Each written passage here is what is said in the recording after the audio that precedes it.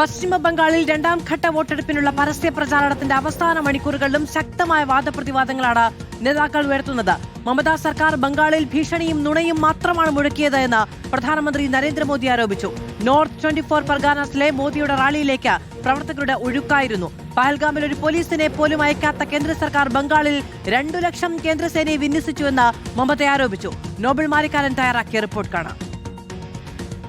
North 24 പർഗനാസിൽ പ്രധാനമന്ത്രി നരേന്ദ്രമോദിയുടെ റാലിയിൽ പങ്കെടുത്ത് പോകുന്ന BJP പ്രവർത്തകരെയാണ് ഈ കാണുന്നത്. വലിയ ആവേശത്തിലാണ് പ്രവർത്തകർ എന്താണെങ്കിലും ഉള്ളത്. ഇന്നും മമതാ ബാനർജിയെ കടന്നാക്രമിച്ചുകൊണ്ടായിരുന്നു പ്രധാനമന്ത്രി പ്രസംഗം. പ്രത്യേകിച്ച് മമതാ സർക്കാർ നുണയും ഭീഷണിയും മാത്രമാണ് ഇവിടെ നടന്നിട്ടുള്ളത്. വികസനം കൊണ്ടുവന്നിട്ടുള്ള വലിയ തരത്തിൽ പശ്ചിമബംഗാളിനെ പിന്നോട്ട് നയിച്ചു.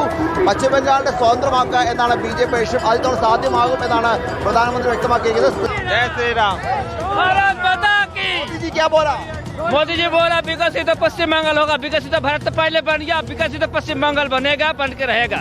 വികസിതമായ ഒരു പശ്ചിമ ബംഗാൾ ഉണ്ടാക്കുമെന്ന് മോദി പറഞ്ഞു, പ്രധാനമന്ത്രി പറഞ്ഞു എന്നാണ്. शासन लिया है ममता बनर्जी, पूरा शासन में परिणत किया है.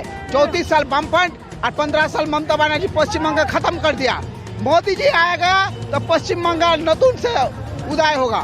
15 വർഷത്തെ മോദി ഭരണത്തിന് കീഴിൽ അത്തരത്തിൽ പശ്ചിമ ബംഗാളിന്റെ ഭരണം 15 വർഷം മമതാ ബാനർജി അത്തരത്തിൽ വലിയ തരത്തിൽ പിന്നോട്ട് കൊണ്ടുപോയി. വലിയ വികസനം ഇനിയിപ്പോൾ വരും എന്നടക്കമുള്ള പരാമർശങ്ങൾ, ഉറപ്പുകൾ മോദിയുടെ ഭാഗത്ത് ലഭിച്ചു, പ്രധാനമന്ത്രിയുടെ ഭാഗത്ത് ലഭിച്ചു എന്നാണ് എന്തായാലും പ്രവർത്തകർ പറയുന്നത്. വലിയ ആവേശം നമുക്ക് കാണാൻ കഴിയും. എന്താണെങ്കിലും അവസാന മണിക്കൂറുകൾ നടക്കുമ്പോഴും പശ്ചിമ ബംഗാളിൽ പ്രചരണമാണ്. വലിയ തരത്തിലുള്ള ആവേശം നടക്കുന്നു. വലിയ ആവേശം പ്രവർത്തകർ കാണാൻ കഴിയുന്നു. ഇന്ന് പരസ്യ പ്രചരണം അവസാനിക്കുകയാണ്. 142 മണ്ഡലങ്ങളാണ് ഇനിയിപ്പോൾ മറ്റന്നാൾ പോളിംഗ് ബൂത്തിലേക്ക് പോകുന്നത്. അവസാന മണിക്കൂറുകളും പരമാവധി ഇളക്കി മറിച്ചുകൊണ്ട് പ്രചരണം കൊഴുപ്പിച്ച് എല്ലാം വോട്ടാക്കി മാറ്റുക. ആദ്യഘട്ടത്തിൽ 92.9% പോളിംഗ് ശതമാനം. അതിനപ്പുറത്തേക്ക് ഒരു പോളിംഗ് ശതമാനത്തിലേക്ക് എത്തിക്കുക എന്നുകൂടിയാണ് പാർട്ടിയുടെ ലക്ഷ്യം. എന്താണെങ്കിലും വലിയ ആവേശം നമുക്ക് കാണാൻ കഴിയുന്നു. ആ പ്രവർത്തകർ മോദിയുടെ റാലി കഴിഞ്ഞ് മടങ്ങുന്നു.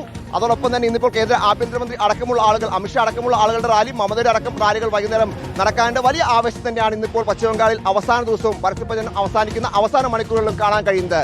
വീഡിയോ സന്തു പരാമറയ്ക്കൊപ്പം report Noble Marikkaran, in reporter 24 Parganas.